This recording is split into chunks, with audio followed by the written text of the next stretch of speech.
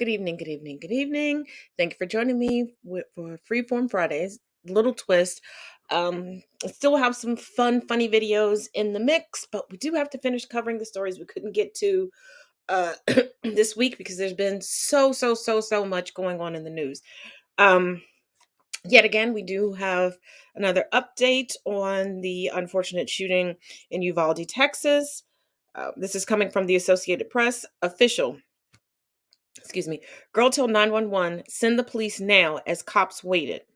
Students trapped inside a classroom with a gunman repeatedly called 911 during this week's attack on a Texas elementary school, including one who pleaded, please send the police now, as officers waited in the hallway for more than 45 minutes, authorities said Friday. The commander at the scene in Uvalde, the school district's police chief, believed that 18-year-old gunman Salvador Ramos was barricaded inside adjoining classrooms at Robb Elementary School and that children were no longer at risk. Stephen McCall, the head of Texas Department of Public Safety, said at a contentious news conference, it was the wrong decision, he said. Friday's briefing came after authorities spent 3 days providing often conflicting and incomplete information about the more than an hour that lapsed between the time Ramos entered the school and when U.S. Border Patrol agents unlocked the classroom door and killed him. Why do we need Border Patrol? Why do we need ICE there? And if you thought he was barricaded in a whole nother room, that's all the more reason to go in and end the suffering of these children. All I know is Abbott better have one heck of a fund for the therapy for these children. Oops. Not too far. There we go. But we've got 3 videos regarding the SCOTUS. We're going to run those, and I'll see you back in 2 and 2. Breaking news, the U.S. Supreme Court has just issued one of the most horrific and dystopian rulings in history. The Supreme Court has ruled to gut a lifeline for prisoners who were wrongfully convicted, even when new evidence shows that they were innocent of the crime they were convicted of. Ruling 6-3, the right-wing Supreme Court said that new evidence that was previously not admitted due to ineffective legal counsel cannot be used to exonerate anyone. This means that even if a prisoner or an inmate can prove that they were completely innocent and had no fault for their conviction, tough luck. And the theory used to uphold this barbaric ruling is the same theory used to uphold slavery, states' rights. Per Justice Thomas, states apparently have a right to execute people even when they are innocent. Since 1972, over 1,500 Americans have been executed and 187 of them were later exonerated. Disproportionately black and brown, 11% of all people America has executed were innocent the whole time. This is your pro-life Supreme Court. The Supreme Court is about to make it legal for every person in the United States to conceal carry without a license. You have not seen one protest about this. You have not seen hordes of white women protesting the Supreme Court about this. You have not heard anything about this. What you have heard is about multiple mass shootings in the past 2 weeks. All you see is dead bodies hitting the floor and silence about the fact that every person is about to be able to have more gun rights in the country. But you won't hear a protest about this. It's a hypocrisy for me. SCOTUS will overturn Roe v. Wade and Casey. I've had some time to read it. This is what they say. Alito called the opinions in Roe v. Wade and Casey egregiously wrong and said their reasoning and logic was weak. Both of those opinions were written by Republican-appointed judges. He claims the right to an abortion was invented as it is not enumerated in the Constitution, and that abortion is not a part of our national history or traditions. He noted that the states have power to regulate abortion. He claims the viability standard established in Roe doesn't make sense. He alleges that early abortion supporters were motivated by a desire to suppress the size of the African American population. He says the Supreme Court cannot allow public reaction to influence their decisions. Amy Coney Barrett argues that the demand for adoption negates the need for abortion, suggested that safe haven laws where people could just drop off their newborn and not be obligated to rearing a child would solve things. Alito also noted that more women are registered to vote and more women vote than men, so they will not be disenfranchised by the loss of abortion access. What do you think?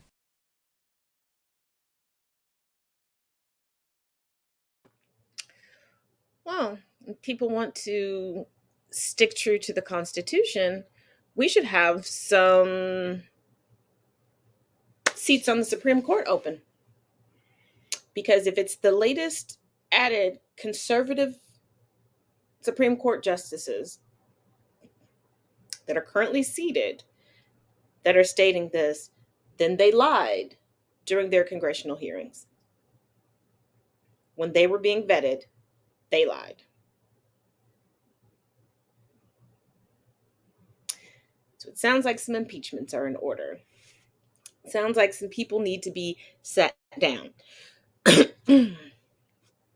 But there is a glimmer of hope, a glimmer of us coming from KMBC.com. Cleaver introduces bill to withhold congressional pay after mass shootings. U.S. Representative Emanuel Cleaver II has proposed a bill that would withhold the pay of members of Congress after mass shootings. The No Pay Until Peace Act would withhold paychecks from every lawmaker for each month there is a mass shooting in the United States. I'm sick and tired of seeing kids murdered at school, Americans gunned down at the supermarket or in their place of worship, and Missourians slaughtered on street corners because Congress refuses to do anything about gun violence.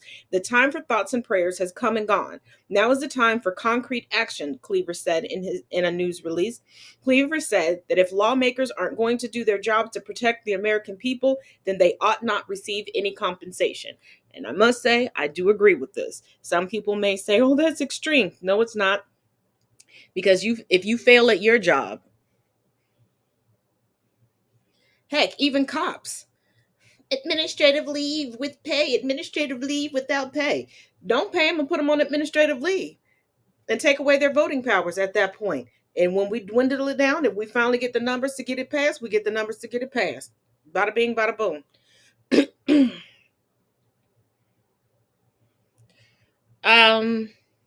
Have two videos about what's going on with Tennessee voting rights. Check these two out and see you in 2 and 2. Good morning, guys. So we've been talking about how Tennessee is making public camping for homeless people a felony. And a lot of people were like, well, at least that they'll get to go to jail and they'll have some place to lay down their head and they'll get a meal.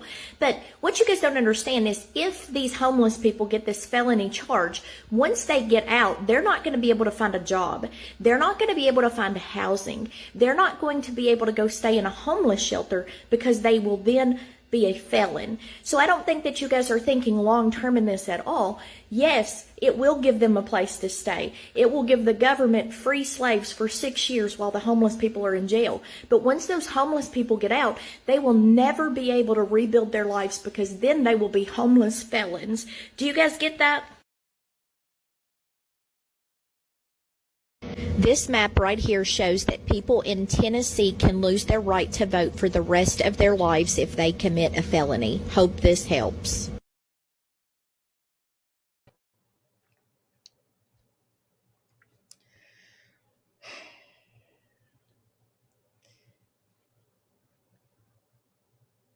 You know, at this point, they might as well just bring back poll taxes because this is how blatant it's getting.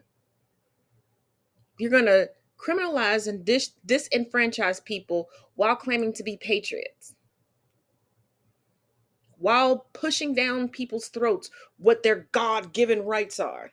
I don't know how any rights are God-given in this country when this country was not founded nor built on religion, and it has no national religion.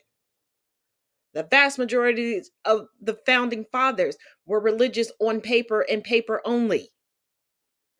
Well, the vast majority of current politicians are religious on paper and paper only. Because how can you proclaim to worship any God and still desire weaponry and fight harder for weapons than you do human beings? Because I thought you were supposed to be your brother's keeper. Now, what would Jesus do?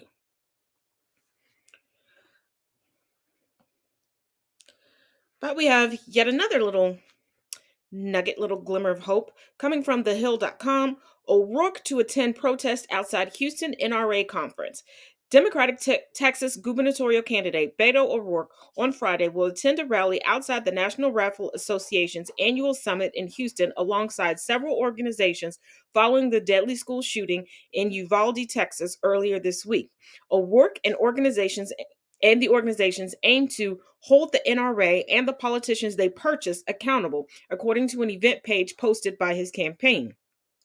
This massacre and the too many others before it are totally predictable, direct consequences of the choices made by Greg Abbott and the majority of those in Texas legislature. The statement for the event reads, referring to the Republican state governor. There will be more Uvaldes, El Pasos, Sutherland Springs, and Santa Fe's until we decide to put the lives of our kids ahead of the political careers of gun lobby politicians like Greg Abbott, it added, referencing several other mass shootings that have taken place in the state in recent years. O'Rourke will join 8 organizations, including March for Our Lives, which was organized following the 2018 shooting at Marjorie Stoneman Douglas High School in Parkland, Florida. Action is the antidote to despair, O'Rourke wrote in a tweet linking to the event page for the rally. The protest follows O'Rourke's confrontation with Abbott at a press conference in Uvalde on Wednesday. O'Rourke, who is challenging Abbott in November's elections, also called on him to cancel his scheduled appearance at the NRA summit. There is a caveat. Greg Abbott has not canceled. He will just not be on the premises. His speech, his appearance will be a video link, which is very telling. I wonder if there's going to be like another coup at the NRA like there was when they had one in Cincinnati in the 90s. I wonder. And let's lighten the mood a little bit. So dinner is up. Why are you crying? At school they call me ugly today. But you are ugly. Huh? You are ugly, so why are you crying? Dad, please. You realize that them saying that you are ugly just mean that you are not in their taste? Yes, but it is painful. Do you like chocolate? Yes, but well, I don't. So why don't you cry about it too? Because it doesn't matter. Me, I like it. Exactly. It's the same thing. How? Because it is a taste, and taste is not to be discussed. We don't know how people see things, and we will never know. Your pyjama is gray, right? Yes. How do you know I see it gray? Maybe I see it red, but they told me to call it gray. Oh. You cannot let someone else's eyes define you because maybe you don't see the same thing. It is okay to not be in everyone's taste, but you better be in your taste. Focus on what you like, not what other people like, because you don't know what they see. I get it. Thank you, Dad. Now go wash your ugly face. Yes, I'm sorry. And stop saying sorry for having feelings. Sorry. What did I say?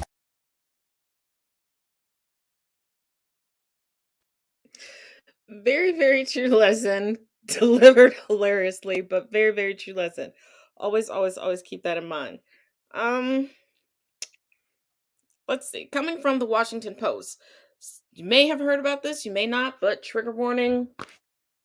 We're talking about sexual assaults and child abuse. Southern Baptist leaders release sex abusers database they kept secret for years. Let me repeat that. Southern Baptist leaders release sex abusers database they kept secret for years.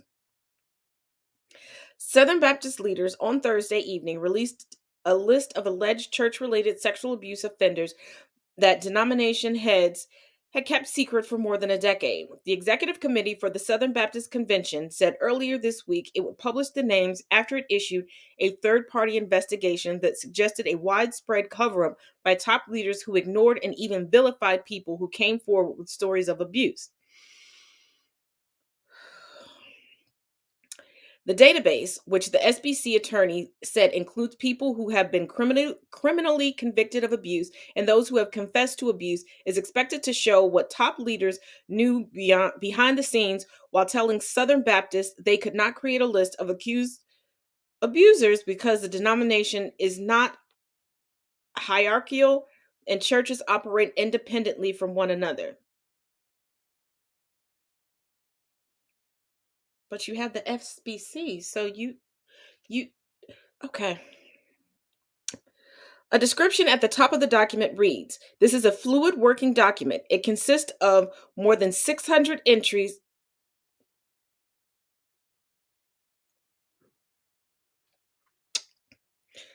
Okay. The date the person was reported and information largely pulled from news articles compiled from 2007 until 2022. It is incomplete. It has not been proved. It has not been adequately researched. It is not Southern Baptist specific, the document reads. It notes that after June 2008, only alleged convicted names of abusers and titles of articles were cataloged. What do you mean it's not specific to SBC? Why would you keep a list of sex abusers not within your denomination? Like, are you warning people? Should they want to switch denominations? Because I don't think they do that.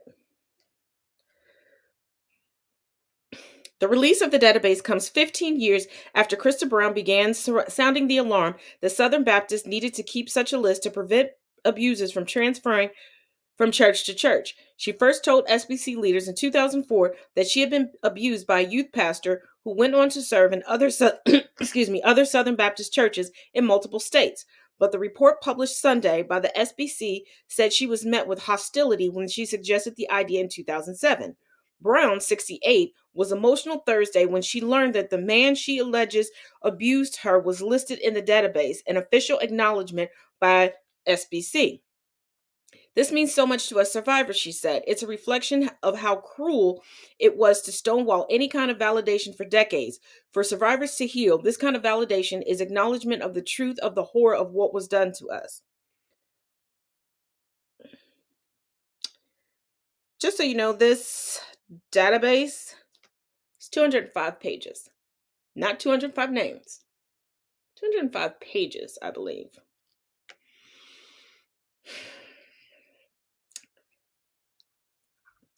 Yeah.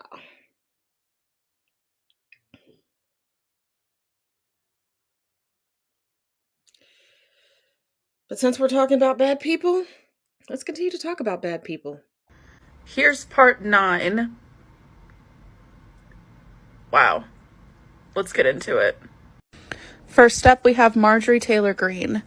She is the first open QAnon supporter to be elected into Congress, and she has said very offensive and baseless things in her time.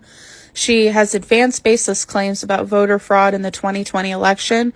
She has referred to multiple mass shootings as false flag operations, and she even harassed past victims of school shootings. She has often shown support on social media for posts discussing about assassinating Democratic politicians, saying, "We must be patient, it must be done perfectly." She also credited wildfires in California to a laser beamed from space being controlled by Jewish people with connections to powerful Democrats. And when 2 Muslim women were elected into the House in 2018, she considered it an Islamic invasion of the government. She also thought that 9/11 was a hoax and not a terrorist attack, and she also compared wearing masks during a pandemic to having a Jewish star during the Holocaust. Next, we have Ann Coulter. She's a political commentator with various instances of hate speech and racism. In 2002, she was questioned by a Muslim student who brought up her prior comments about 9/11 and insisting that Islamic people shouldn't be on planes and have a different mode of transportation. The student asked her what she suggested, and Coulter replied that she should just ride a camel. When an OBGYN who performed abortions was murdered in 2009, she said she didn't think of it as a murder, but terminating him on his 203rd trimester as a way to mock his profession after his tragic passing. In regards to Jewish people, she said, "We just want Jews to be perfected, as they say," arguing that they would be better if they were all Christian. She admitted to fantasizing about taking away the women's right to vote, so we don't have to worry about another Democratic president. When discussing public schools, she said that they were babysitting arrangements to helpfully keep hoodlums off the street during daylight hours, and said at worst, they are criminal training labs. Next, we have Roseanne Barr. She was known for her sitcom Roseanne, but she made very offensive comments through her career even before her reboot got canceled. In 2013, she referred to Susan Rice as a big man with swinging 8 balls. In 2018, she tweeted about Valerie Jarrett, referring to her as if Muslim Brotherhood and Planet of the Apes had a baby. She's also a QAnon supporter, and she backed conspiracies that she later had to poorly apologize for. She attacked Hillary Clinton's former advisor, who was Islamic, calling her a Jew hater and a filthy Nazi whore. In 2009, she reportedly asked a Jewish publication to have her pose while dressed as Hitler, and reportedly she said that she may be the reincarnation of Adolf Hitler himself.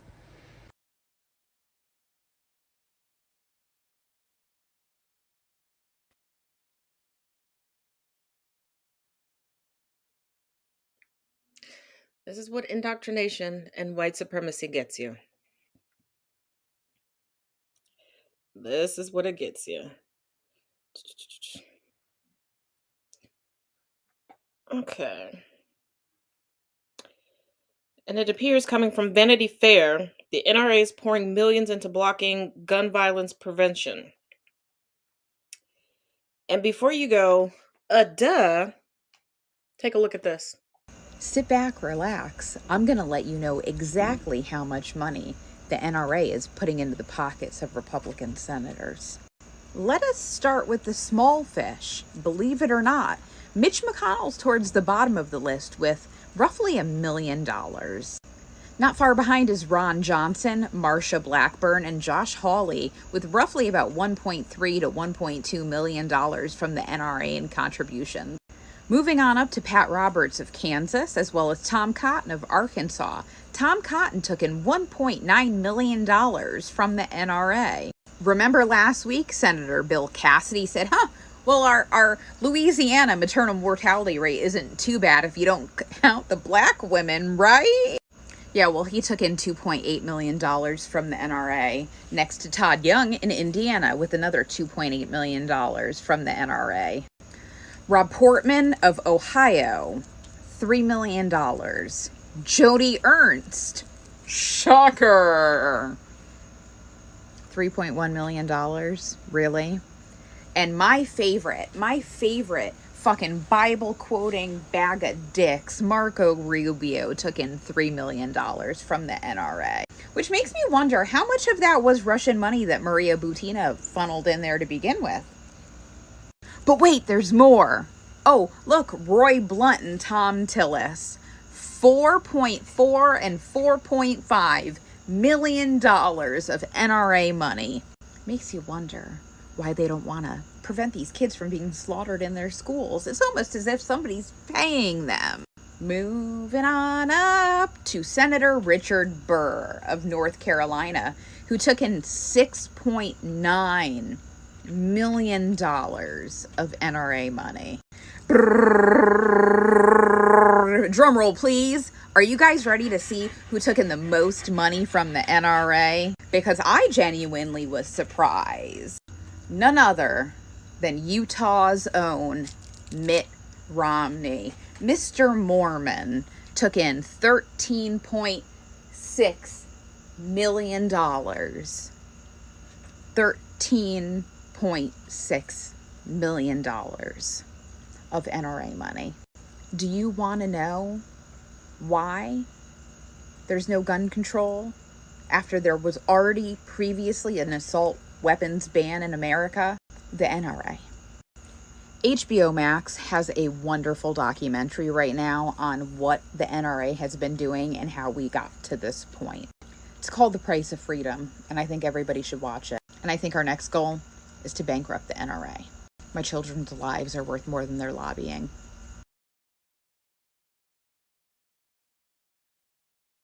I'm just curious, how many of you were aware that the NRA is a tax-exempt nonprofit organization? All right, first watch Jess's video, get context, and come back to me.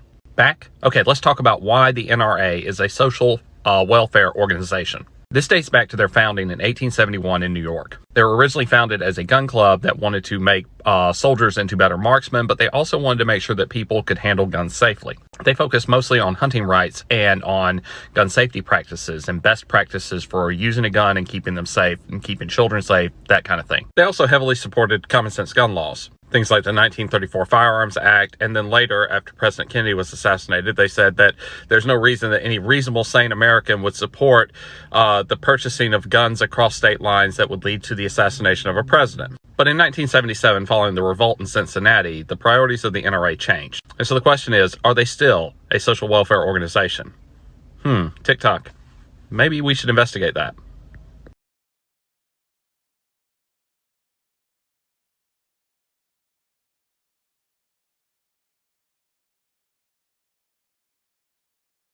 How many of you were aware that the NRA is a tax-exempt nonprofit organization? Or for that matter, that it's a tax-exempt organization under a social welfare status? Yes, you heard me correctly. The NRA is claiming that it's an organization that must not be organized for profit. I'm sorry, what? And must be operated exclusively to promote social welfare.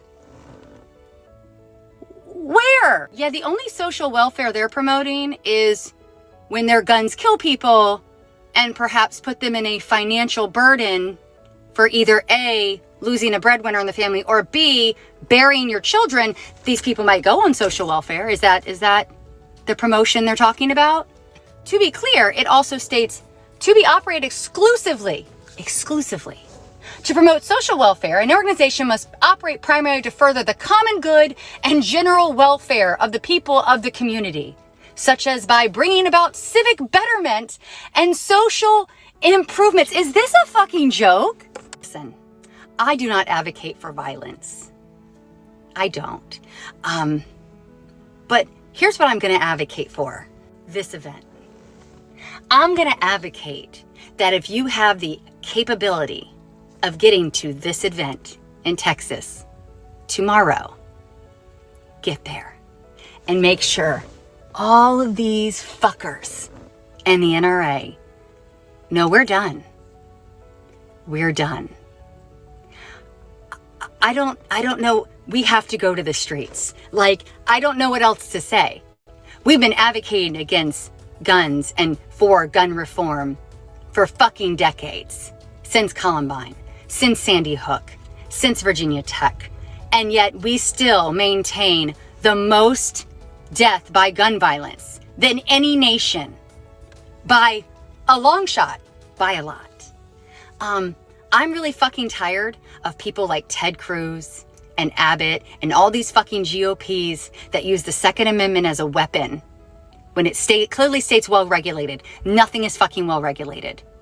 We have more guns now than we did 20 years ago, and it isn't any safer. It's worse. And it's getting worse. And we have a more radicalized group of people in this country that is going to make the murder rate continue to skyrocket. People aren't safe to go to the fucking grocery store, to take their kids to school, to go to a movie, to go to the fucking mall. This isn't freedom. It isn't freedom to live in fucking fear just existing. Fix this. Is it that people come from all over the world to America because it's the freest, most prosperous, safest? There's nothing safe about this country. Fuck Ted Cruz. Yeah, absolutely. Let's talk about it. So in May of 1997, at the annual convention, which was held in Cincinnati, Ohio, the NRA members were going to debate whether to move their official headquarters from Washington, D.C. to Colorado. Now, I can't remember if they were going to Boulder or Denver or wherever, but they were going to move to Colorado, and the more extreme members took that to mean they were going to withdraw from politics because there was a more extreme faction growing within the NRA that wanted them to push for expanding gun rights beyond hunting. And these two factions were at war with each other, the mainstream, who were to like keep things the same, and this extremist faction that was wanting what we have today. Kind of like how the Tea Party just completely overturned the Republican Party. So at the annual meeting, these extremist members, who made up about 1,000 members, came to the meeting wearing like hunter safety vests and carrying walkie-talkies. And they began to sow dissent within the members, saying things like, yeah, they're trying to get the government to take away our gun rights. They're going to like sell out to the government. They're going to give up all of our guns to the government. We're not going to have guns anymore. Those kinds of things is what they started saying. At some point during the meeting, someone turned off the air conditioning. Now, the extremists claimed that the mainstream board did it, and the mainstream board claimed that the extremists did it. No one knows. But temperatures began to rise, and as the night went on, and it went on until like 2 or 3 o'clock in the morning, it got hotter and hotter, and so the extremists used that to their advantage and said that the elite members had used that to force people to leave so they couldn't vote and their votes couldn't be heard. So that by the time the leadership elections were done, all of the existing board members have been voted off and the more extreme members have been voted on. And that is where we shifted to the modern NRA. In fact, one of the first people to be put in a leadership position is the person who came up with the conspiracy theory that JFK had been assassinated by the CIA. And we call this the Revolt at Cincinnati.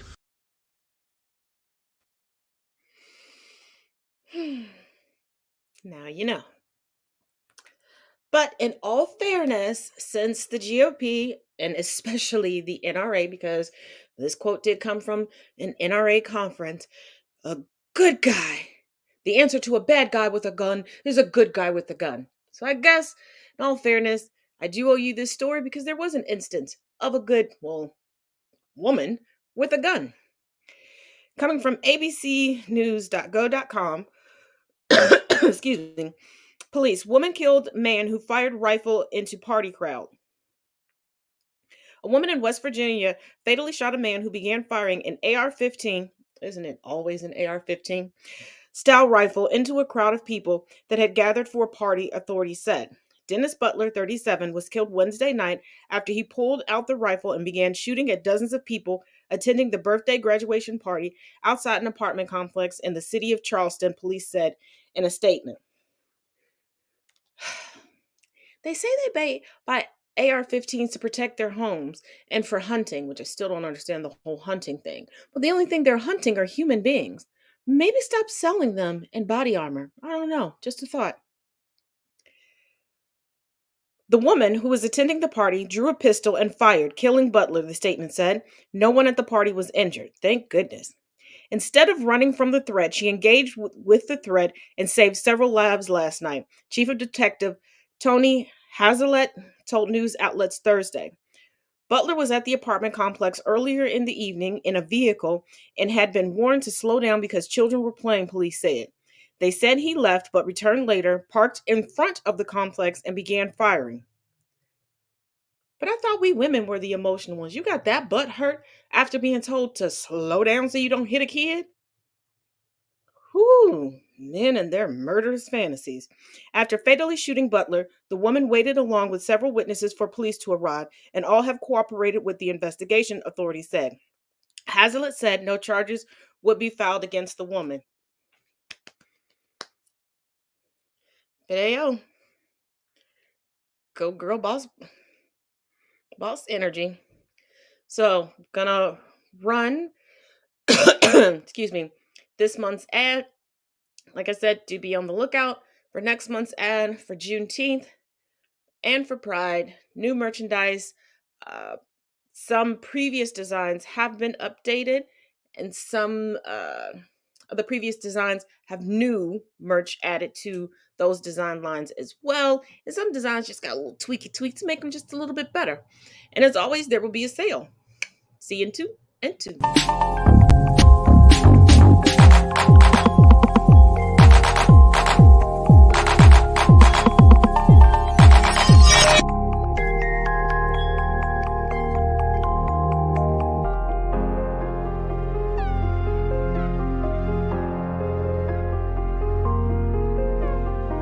Like you lost another one.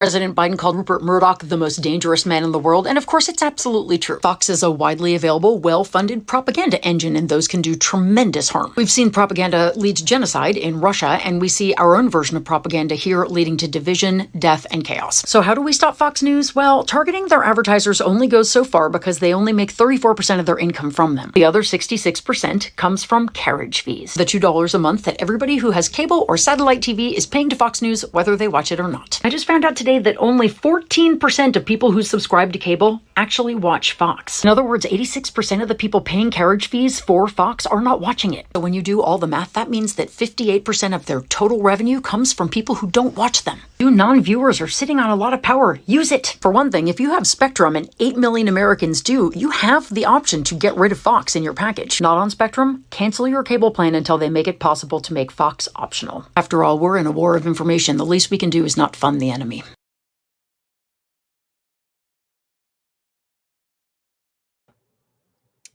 And she's absolutely positively correct.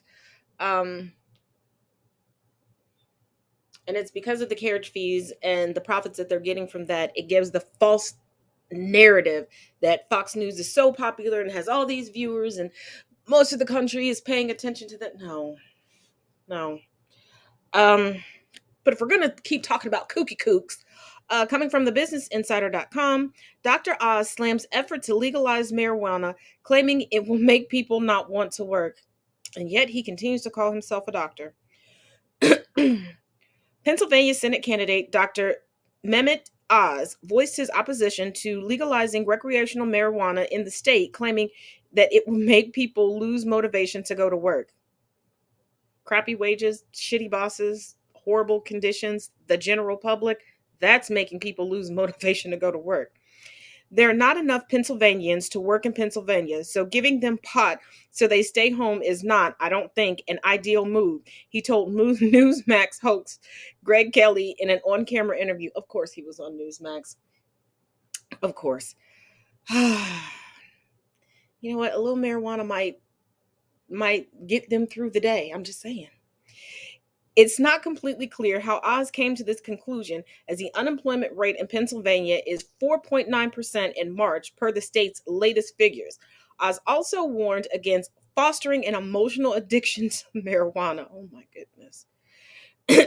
I don't want young people to think they have to smoke a joint to get out of their house in the morning, he said. We need to get Pennsylvanians back to work. How about make things better? Give them a livable wage. Maybe stop tripling, doubling, and quadrupling rent. Maybe stop living by the customer's always right. Because 9 times out of 10, the customer is trying to commit fraud. But I digress. You got to give them their mojo. Marijuana will give them some mojo. And I don't want marijuana to be a hindrance to that, the celebrity doctor added. He expressed concern that people could be driving or operating heavy machinery under the influence of marijuana, or as he put it, when they've been taking their 4th joint of the day. Chemicals in marijuana have been found to help relieve chronic pain and aid in treating childhood epilepsy and inflammatory bowel disease. Some research has also shown that THC, one of the main cannabinoids found in cannabis, can also help improve sleep, reduce spasms for paraplegics, and reduce nausea for those undergoing chemotherapy. However, some research has also pointed to correlations between marijuana use and higher risk of workplace accidents, adverse consequences in the workplace, and reduced chances of educational attainment, the National Institute of Drug Abuse said. Yes, why you smoke after work. One study cited by NIDA found that among 2,537 postal workers, those who tested positive for marijuana had 55% more industrial accidents, 85% more injuries, and 75% greater absenteeism than those who didn't. Yeah, that absenteeism didn't have nothing to do with them smoking marijuana. They work at the post office. But you know, these people, they have this war on marijuana, but not on opioids.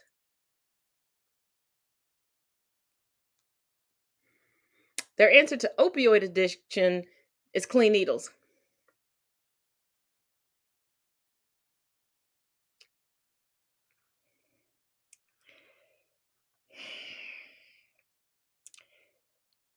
You just can't make this stuff up. Uh, next video, do I have to give you a trigger warning? This does have to do with death. So you mean to tell me black women can't even catch the bus anymore? All right. This is 41-year-old Diane Craig, and she was found unconscious on a bus in Phoenix, Arizona. So a few weeks ago, the bus driver had left to go on a quick stop, and when he came back, he had found her unconscious. This monster was the reason behind it. Apparently, he had got on the bus, sat next to her, waited for the bus driver to leave, and strangled her with the back strap. And that wasn't enough for him. After he found out that she was unconscious, he pushed her on the ground and stolen some things from her, then left. This woman had children in a home to go to. They were expecting her. That monster took away a life. It is just getting more and more dangerous out here for black women. Black women, stick together and stay strapped up. I don't care. I said it. Stay strapped up. We gotta protect ourselves at all costs because this is getting ridiculous.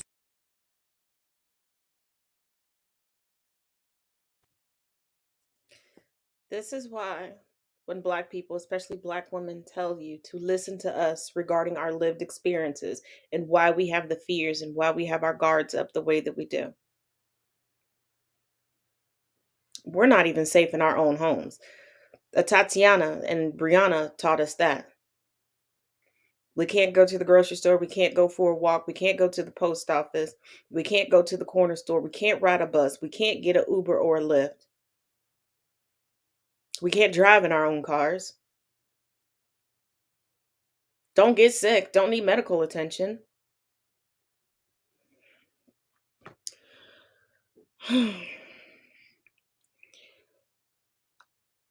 Coming from the Washington Post, Jenny Thomas, wife of Supreme Court Justice, pressed Arizona lawmakers to help reverse Trump's loss, emails show. Virginia, Jenny Thomas, the conservative activist and wife of Supreme Court Justice Clarence Thomas, pressed Arizona lawmakers after the 2020 election to set aside Joe Biden's popular vote victory and choose a clean slate of electors, according to emails obtained by the Washington Post. The emails sent by Jenny Thomas to a pair of lawmakers on November 9th, 2020, argued that legislators needed to intervene because the vote had been marred by fraud. Though she did not mention either candidate by name, the context was clear. Just days after the media organization called the race for Biden in Arizona and nationwide, Thomas urged the lawmakers to stand strong in the face of political and media pressure. She told the lawmakers that the responsibility to choose electors was yours and yours alone, and she said they had power to fight back against fraud. Thomas sent the messages via an online platform designed to make it easy to send pre-written form emails to multiple elected officials, according to a review of the emails obtained under the state's political records law. The messages show that Thomas, a staunch supporter of Donald Trump, was more deeply involved in the effort to overturn Biden's win than has been previously reported. In sending the emails, Thomas played a role in the extraordinary scheme to keep Trump in office by substituting the will of legislators for the will of voters. Thomas's actions also underline concerns about potential conflicts of interest that her husband has already faced and may face in the future in deciding cases related to attempts to overturn the 2020 election. Those questions intensified in March when the Post and CBS News obtained text messages that Thomas sent in late 2020 to Trump's chief of staff, Mark Meadows, pressing him to reverse the election. The emails were sent to Rusty Bowers, a veteran legislator and Speaker of the Arizona House, and Shauna Bollock, who was first elected to the chamber in 2018 and served on the House Elections Committee during the 2020 session. Article 2 of the United States Constitution gives you an awesome responsibility to choose our state electors, read the November 9th email. Please take action to ensure that a clean slate of electors is chosen. You know what? The privilege. You know what? I think what is worse than a cop's wife is a politician or a judge's wife, because they really truly believe that they are untouchable, especially if they're a white woman. Okay, trying to get through these as quickly as possible so that we can start next week with a clean slate of things. So, coming from Huffington Post, Kellyanne Conway lets loose on Jared Kushner in new memoir. Kellyanne Conway didn't have a bad word for former President Donald Trump in her new book, but apparently had no qualms unloading on his son-in-law, Jared Kushner. According to the Washington Post, the former White House senior counselor reserved some of the harshest criticism in her memoir for Kushner, Ivanka Trump's husband and senior advisor to Donald Trump. Conway described Kushner as a shrewd and calculating man who knew he was unlikely to be held accountable for his failures. There was no subject he considered beyond his expertise. Criminal justice reform, Middle East peace, the southern and northern borders, veterans and opioids, big tech and small business. Conway wrote, "Why do you have a problem with him? He sounds exactly like Trump. Y'all should have been the best of buddies." But, I guess you can see things wrong in people whose buttocks you not trying to kiss. Coming from RollingStone.com, a Boogaloo boy tried to join the Foreign Legion in Ukraine. It didn't end well. He duped his local newspaper into giving him a hero standoff. His story is now being used as Russian propaganda. When Henry Huft decided to join the Foreign Legion in Ukraine, he pitched his local newspaper on the story. The result for the 28-year-old PR coup was a PR coup. A glowing front page profile in the Columbus Dispatch. Yep, from Ohio. The piece described him appealing as a former infantryman in the U.S. Army and half Ukrainian on his father's side, and it enabled Huff to pose as an important actor on the globe stage. "We feel like we can hold Putin for long enough," Huff told a reporter. "We can possibly stop the war." Huff insisted that he was committed to the cause. "I will be there for as long as it takes," and the Dispatch played up his personal sacrifice, quoting him as saying, "This is who I am." The publicity helped Huff raise at least $5,000 on Give Send Go, a Christian fundraising alternative GoFundMe, to fund his foreign escapade. But the noble narrative standing up to Russian aggression concealed a darker tale, as the true story of Huff's identity is far more complicated and far less pleasant. Huff has deep ties to the militant Boogaloo Boys movement, which seeks to spark violent unrest, and his now infamous misadventure in Ukraine offers a cautionary tale about lionizing Americans who are pulling up stakes and seeking to insert themselves in a war zone. Huff is known by his alias Henry Locke among the Boogaloo Boys.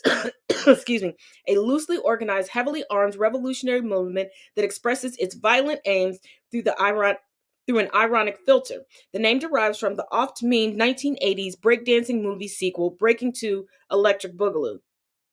I do know that movie is riddled with minorities. Okay.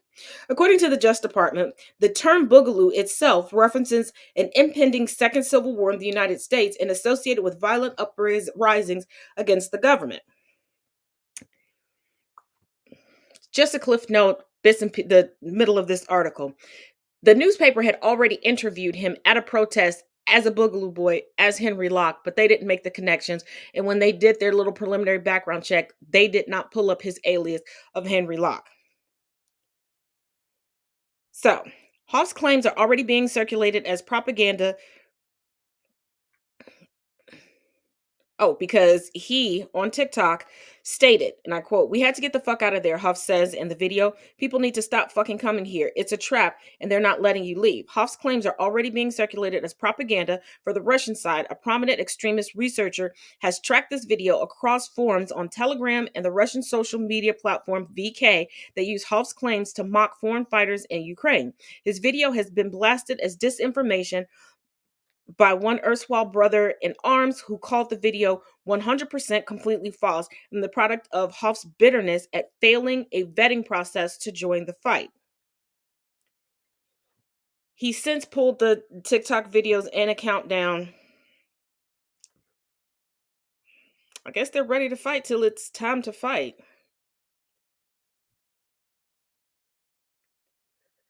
So, let's run through the rest of these videos. The level of scum that exists within the Republican Party will never cease to amaze me. This is State Representative Randy Fine. Randy said the quiet part out loud when he said that elementary school children is a small sacrifice that I'm willing to make for the Second Amendment. What kind of a psychopath are you, Randy? What sacrifice have you made? Have you sacrificed your children? You have not! Folks, these people exist in the Republican Party at every level. A vote for the Republican Party means that you are voting for more mass shootings. By their own words, dead children are a small sacrifice to make. All for what? National Rifle Association money. Vote blue up and down the ticket. Give yourselves a chance at reform. And just a reminder, of all children killed by guns in the developed world, 87% are American.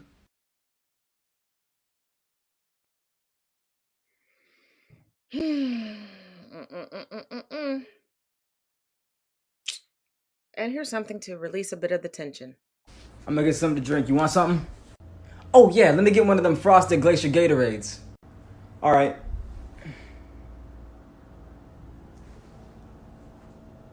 What did you just say? I said, can I get a frosted glacier Gatorade? You asked if I wanted something to drink. Yeah, no, I heard you. But that's the problem.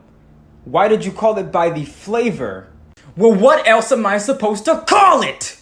If you call Gatorades by anything other than the color that they are, you're a cop and your mother didn't love you!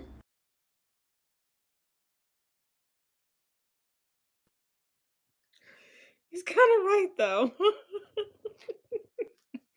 Before we conclude for the night, got a couple updates from the Johnny Depp Amber Heard trial. This one coming from The Hollywood Reporter. Johnny Depp gets unfavorable decisions on jury instructions.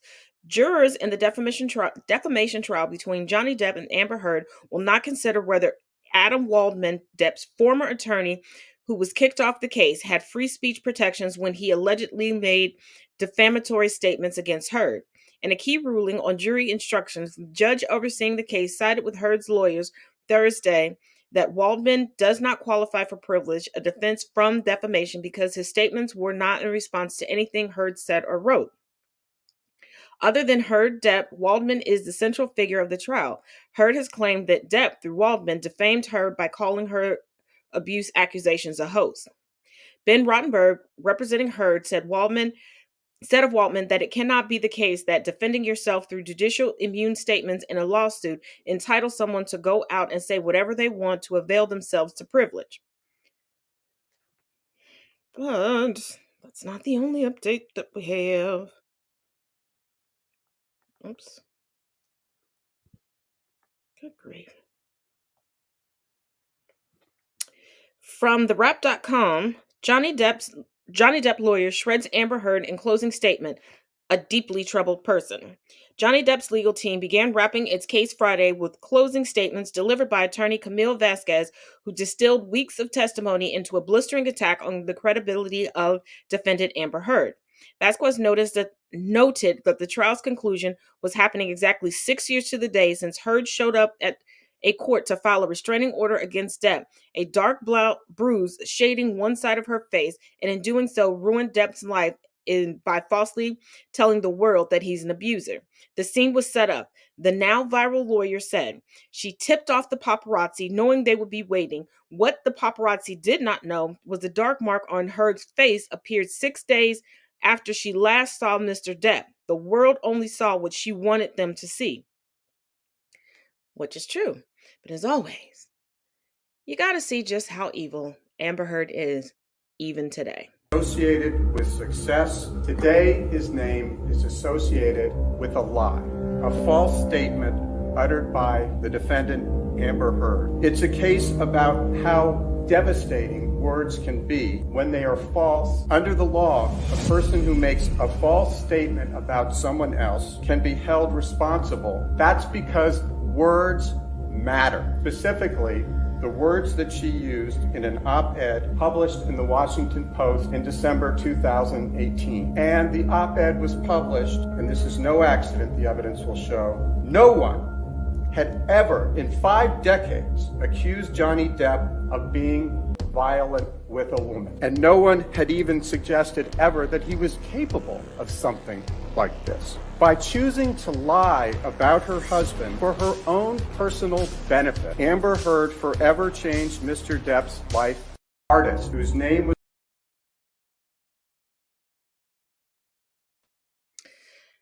And let's have a good laugh tonight.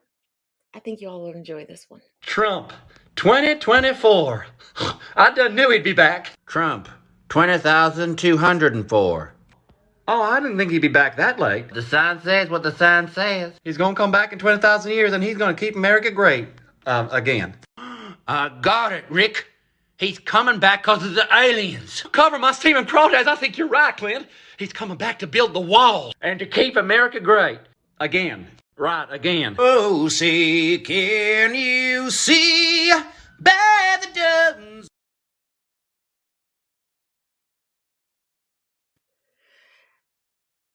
As always, thank you for joining me, your Conversations with Taz for Freeform Fridays. Be sure to join us, link is in the bio, for tomorrow night, starting at 7:30 p.m. Eastern Standard Time, for the viewing party for Are You Afraid of the Dark? As always, each one teach one, each one reach one. I want to close with a little look back on the now resting with the ancestors, Ray Liotta.